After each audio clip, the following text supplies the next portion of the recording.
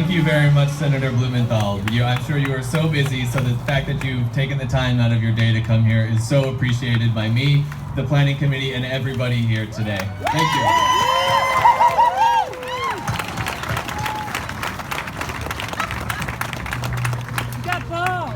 Our next speaker is Dr. Alison Galvani. She is director of the Yale Center for Infectious Disease Modeling and Analysis and the Burnett and Stender Families Professor of Epidemiology at the Yale School of Public Health. Welcome to Dr. Galvani.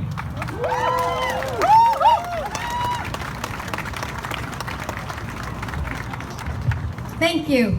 I'm so grateful for the opportunity to speak today and so heartened to see all of you here showing your support for science. It's undeniable that science has transformed our longevity and prosperity.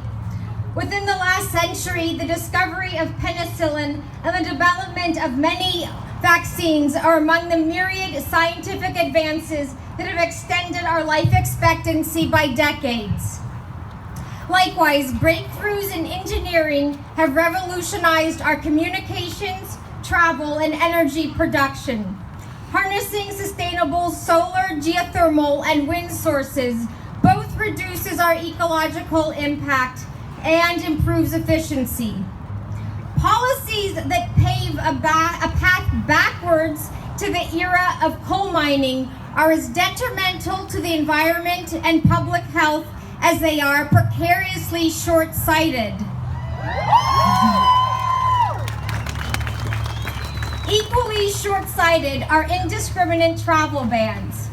Science benefits immeasurably from a diversity of backgrounds, experiences, and expertise. The freedom to work with and learn from people all over the world is integral to scientific exchanges that galvanize innovation. Historically, America has been the nexus of these exchanges. On a personal note, my collaborators and colleagues at the Center for Infectious Disease Modeling and Analysis at Yale School of Public Health, the majority of them were not born in America, they were born abroad. They've come from as far as Cameroon, India, Costa Rica, Brazil, Israel, Australia, Japan, Nigeria, China, Poland, Spain, the UK, Liberia, the Philippines, South Africa, Uganda, France, Turkey, Iran, Italy, Canada, Mexico, Portugal, South Korea, Lebanon, Ethiopia, Tanzania, and Zimbabwe. Some of them are here today. Jorge, Abhishek, raise your hands. Chad, Juan. I feel extraordinarily fortunate to collaborate with these brilliant and hardworking scientists who enrich our research with their own unique perspectives every day. In the U.S., nearly 20% of our scientists are immigrants, and remarkably, all 6 of America's 2016 Nobel Prize winners were immigrants. When America closes its doors, the world's brightest scientists will take their talents elsewhere. That would be our loss, and the repercussions would be felt far into the future. The nationalistic worldview motivating these travel bans has been accompanied by a White House budget proposal to abolish NIH global health research and training. Even from a nationalistic perspective, eliminating global health funding would be counterproductive to protecting American security. In our global economy and interconnected world, diseases do not stop at the borders. The unpredictability of disease emergence and reemergence poses a threat to every country across the globe. The U.S. is no exception. an outbreak originating in Mexico may enter the U.S. no matter how high of a wall is built.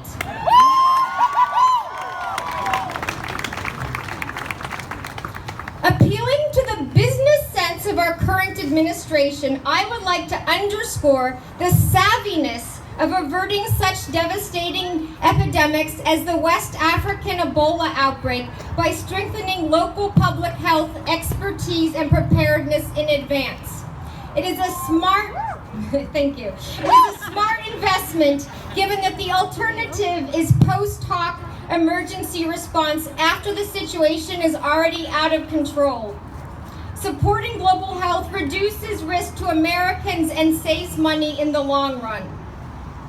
For those Americans concerned with their own security, global health science should be preserved. For those Americans concerned with the well-being of the entire world, global health science should be preserved.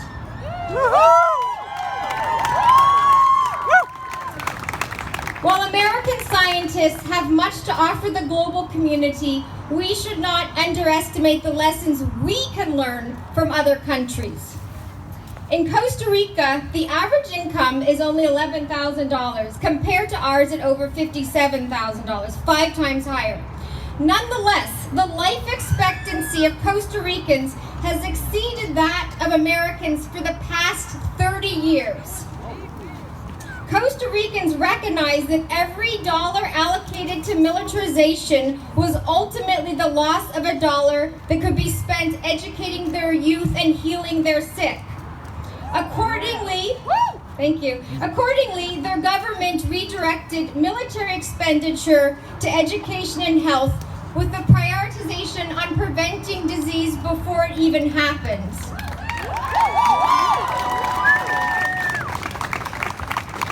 And I learned that from Jorge from Costa Rica.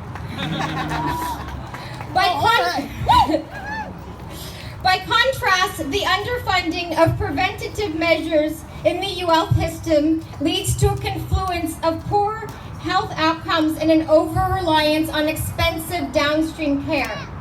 The proposed White House budget would exacerbate our national skew in health priorities by dismantling the Prevention and Public Health Fund, which supports programs that include helping vaccines reach impoverished children, assisting the elderly in the management of chronic pain, and pandemic surveillance. Already the U.S. ranks first internationally for per capita medical spending, but only 31st for life expectancy, and even lower for mental health. In response to rising rates in depression and addiction, Senator Blumenthal, from whom it was inspiring to hear from today, has been working hard for parity in insurance coverage of mental health care. Thank you, Senator Blumenthal.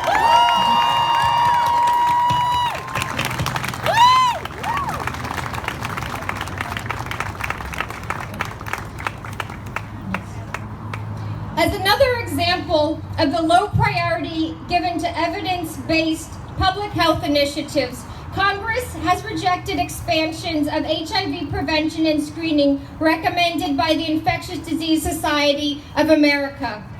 Meanwhile, the rates of HIV diagnosis and treatment in the U.S. are far below United Nations targets, below virtually every other developed country, and even below many developing countries, including Rwanda. Specifically, only 52% of people diagnosed with HIV in the U.S. are treated, compared with 91% in France, 92% in Rwanda, and not over 99% in Australia, 99.4% in Australia. Similarly, as the Zika pandemic flared, Congress deliberated for 7 months over a relatively modest budget of emergency funding to combat the disease. The heated opposition was counter to scientific evidence demonstrating the health and economic of the proposed bill. At the request of Chuck Schumer's office, our team, including Jorge, Our team calculated that based on conservative estimates of lifetime medical costs associated with microcephaly, the proposed bill would be very cost effective. Yet, as deliberations continued, the window of opportunity to mitigate the pandemic closed. Compounding disinvestment in science, the evidence-based recommendations of EPA scientists have recently been unilaterally and decisively disregarded.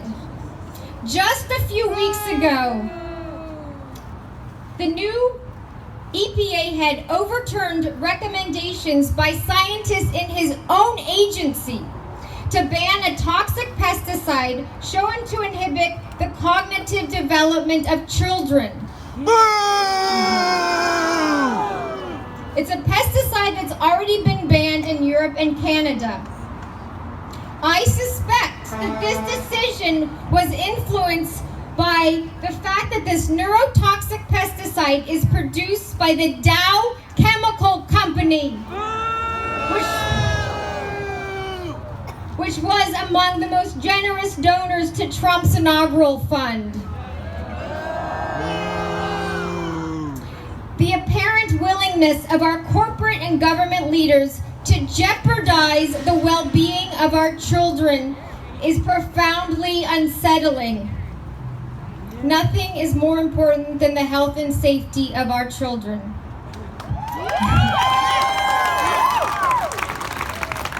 On that note, I'm delighted to introduce my daughters, Sarah and Emily. Sarah would like to say a few words about her thoughts on this topic.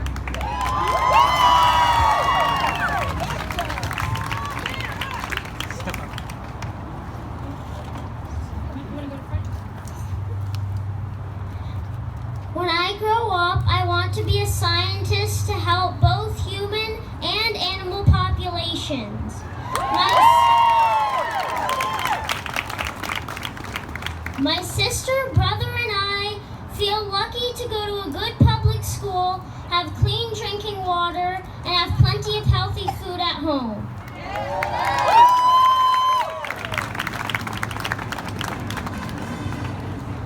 I'm sad to know that more than 20% of children in America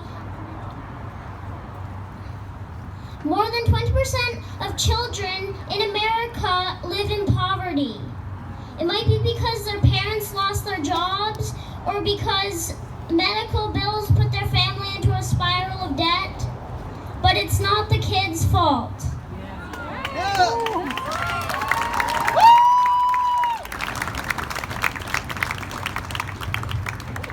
I'm sad that not every child in America has access to health care, clean water, and nutritious food.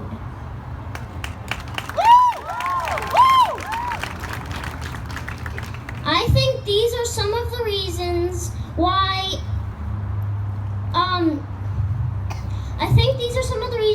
why my generation's life expectancy is lower than our parents.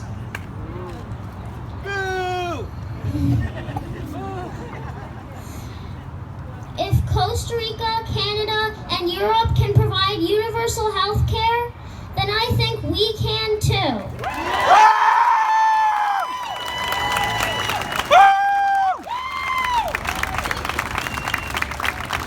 Children are the heart of the earth. We will continue your legacy. Please make it a legacy worth continuing.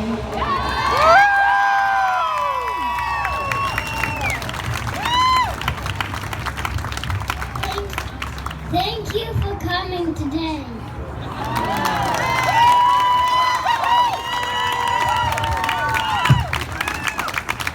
Thank you.